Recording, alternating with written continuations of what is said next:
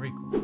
Oh, layers can be very helpful when drawing digitally, but working without layers, as in working only on the background layer, like I'm gonna do in this week's episode of YouTube Art School, will do wonders for your art. And I'll explain exactly why you should start doing that. So let's get started.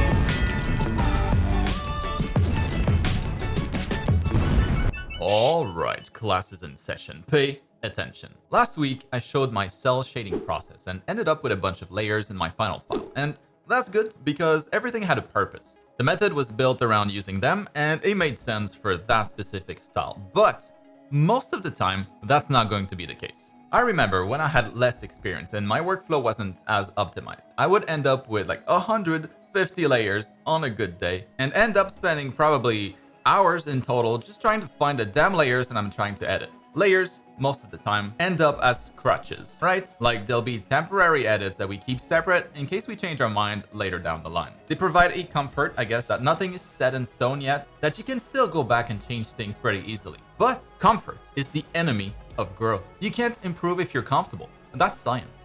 So to grow as much as possible, for years I painted on a single layer. Speed painting became really popular like 15 to 20 years ago, if my timing is right. And as I jumped on that train myself back then, I started looking at ways to help speed up my painting. I wanted to do quick paintings, but I was way too slow. So using custom brushes helped, of course. But what really wasted most of my time, in my case at least, was handling layers. It went completely against the idea of speed painting where you gotta pick a direction and commit like 100% until the painting is done. Usually within like an hour to 3 hours max to be considered a speed paint. And I'm just telling the story because that quest for speed eventually made me drop layers entirely from my process. And what I gained from doing that turned out to be a massive advantage. I probably wouldn't have tried it otherwise. But drawing on a single layer, as it turns out, comes with a lot of very desirable benefits that I think you'll want to know. So in the background here, I've been working on a single layer painting to show you the approach that I take. You really should try this, and here's why. The first reason that I'm recommending speed painting on a single layer is to help build confidence. Like I said, we tend to rely on layers a lot as the way to feel safe. It's like training wheels in most cases. At least the way most artists tend to use them. When you don't get that mental backup though, like when you can't just go back and delete a layer if you don't like the changes that you made an hour ago anymore, it completely changes how you work. With layers, there are no real consequences to making a mistake. You can always go back and just delete that layer without impacting anything else. But when you have a single layer, there are consequences. What you did an hour ago can't just be undone. The consequence is that you'll have to paint over it and maybe fix the background if you painted something over it that you no longer need. You have to force yourself to be confident. And it might sound stressful, but only for the first couple minutes as you get used to not having that easy backup. Instead, what will happen is this. You'll have a choice to go back and redo some work or just commit to your idea and keep pushing in the same direction to avoid redoing any work. And this might seem like it's not a big deal, but when you repeat this hundreds of times in one sitting, you'll see the way you approach painting or drawing will completely change.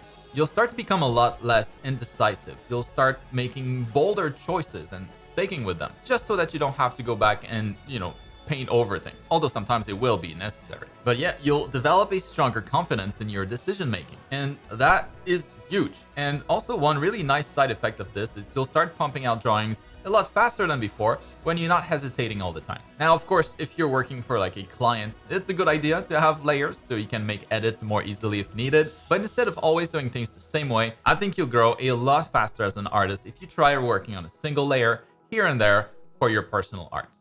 Another awesome benefit of doing this is you'll find you have no choice but to start using the Lasso tool to paint over some things and not others. And adding the Lasso tool to your set of skills will make you a much smarter artist. If you've never forced to use it, I know a lot of you will probably never touch it, but when working on a single layer, it becomes an essential tool, and it's a far more powerful tool than any custom brush will ever be. It'll just unlock a lot of new ways to work, both when working on a single layer, but also when working using your regular methods. And once again, it's a tool that will unlock a lot of speed. Like if I wanted to paint a shadow in one area without touching the rest, a quick selection allows me to paint only where I want it, instead of using a brush to draw the contour and paint it in. It's super useful. If you've never really used it, you've been missing out. What have you done? And by the way, if you're a little overwhelmed with the idea of painting on a single layer, maybe it's not for you just yet, but to make this a worthwhile experience, you'll need to start with at least a basic art foundation, like learn anatomy, perspective, design, color theory, or how to draw clothes, props, at least at a basic level. And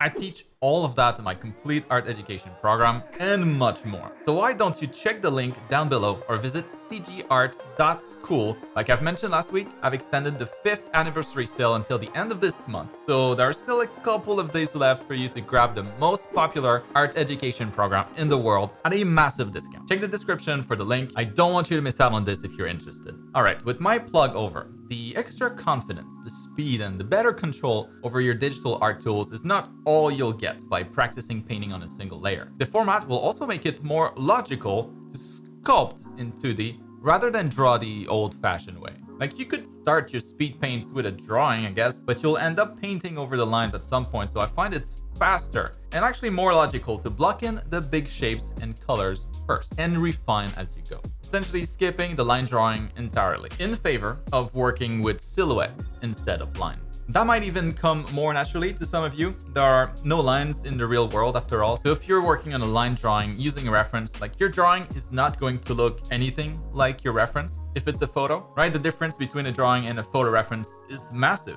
You, as the artist, have to bridge that difference in your mind to draw it properly. The reference has color, shading, texture, all these things. Meanwhile, what you're drawing is just a bunch of outlines. So when working with shapes and colors right from the start, it might feel a lot easier to draw the reference accurately. You've seen me work in the background. I'll start with the basic shapes for all of the components of my painting, and then I'll add the shadows and then the lights. That's how I work, and it works quite well. So maybe try that first. I really like this approach to painting because it forces me to focus on what matters most first for a successful illustration. The composition and the colors first, basically. And if you get those two right from the start, then it's far more likely that your final painting will work compared to maybe like an okay drawing without any colors. There's a lot more that can go wrong between that and the final illustration. And with this way of working without layers, you leave yourself a lot of options when it comes to the final drawing. You can go the speed paint route and pump out something like in an hour, maybe more at first, but it'll be rough. But if you don't like it in the end, at least you didn't waste too much time and you can just try another one. If you like it, however, well, you can just keep adding more details until you get something like what I have here, maybe somewhat rendered. If you look at this quickly, you'd probably think it's done, and it could be. Just don't zoom in too much. No. Oh, yeah. But whatever, it just took me under 3 hours. That's nothing. And if I wanted, I could keep going to take this to print quality, like rendering everything even more by spending another like 3, 4, 5 hours. I love that flexibility. Now, don't expect something like this to take you 3 hours. I'm just saying that this is relatively quick for me, considering that most of my paintings, when I start with a line drawing, will take me around like 6 to 10 hours. So it's less than half the usual. I could make 2 or 3 paintings like this, maybe, in the same time that it normally takes me to make one. So if you typically need like 20 to 30 hours to make one painting, well, you could maybe cut that down to 8 to 10 instead, while at the same time gaining new valuable skills. Anyways, try it. It'll change your art for the better. I guarantee it. Plus, it's super fun. And most of the brushes that I used in today's painting, you can also get for free. I have a link for my brush pack in the video description. Good brushes don't make the artist, but they sure help. Go and get them if you haven't already. And that's gonna be it for this week's class. What do you think? You gonna try this? You should. If it helped, let me know down in the comments, and I'll see you next time.